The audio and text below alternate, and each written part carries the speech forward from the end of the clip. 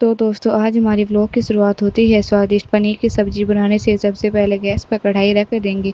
कढ़ाई गर्म होने के बाद उसमें तेल डाल देते हैं। तेल भी गर्म होके कहता है चलो भाई आज फिर ड्यूटी शुरू। उसमें लंबी लंबी कटी हुई प्याज डाल देते हैं। प्याज को हल्का भूनते ही, ज़्यादा नहीं वरना वो कहेगी मुझे सब्जी बनाना था कोयल नहीं। अब प्याज थोड़ी अच्छी तरह पक जाती है तो उसमें टमाटर डाल देते हैं।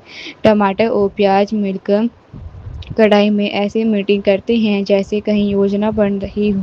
अब इस मसाले को ठंडा कर लेते हैं। उसके बाद हम खीरे को छील लेते हैं ताकि रायता बना सके। उस छीलने के बाद अब हम उसको घिस लेंगे।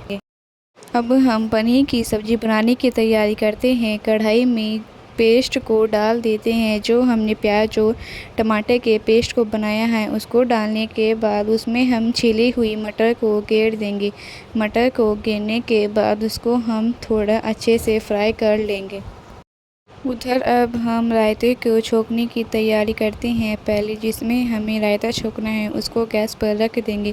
उसको रखने के बाद अब उसमें तेल को गेर देंगे। तेल जीरा गेरने के बाद हम उसमें उसको रायते में गेर देंगे और वह रायते में गिरने के बाद बहुत स्वादिष्ट लगेगा। अब हम पराठे की स्टफिंग बनाने की तैयारी करते हैं। आलू को छीलने के बाद अब उसमें हम मिर्ची, नमक, प्याज और मिर्ची को गेर देंगे और उसको गेरने के बाद हम उसको अच्छे से मिक्स कर लेंगे। अब चटनी बनने के बाद हम ब्रेड के अंदर उसको डाल देते हैं और ताकि अब हम सैंडविच बना सकें। और हम ऐसे ही 3-4 ब्रेड के साथ यही करेंगे। और ऐसा करने के बाद अब हम पनीर की सब्ज़ी में सौंफ और गरम मसाले को गेर देंगे। अब उसमें गरम मसाला को गेर देंगे ताकि पनीर का स्वाद और अच्छे से हो जाए। अब मसाला गेरने के बाद हम उसको अच्छे से चला देंगे और उसको चलाने के बाद अब हम दूसरी तरफ सैंडविच बनाने की तैयारी कर लेते हैं।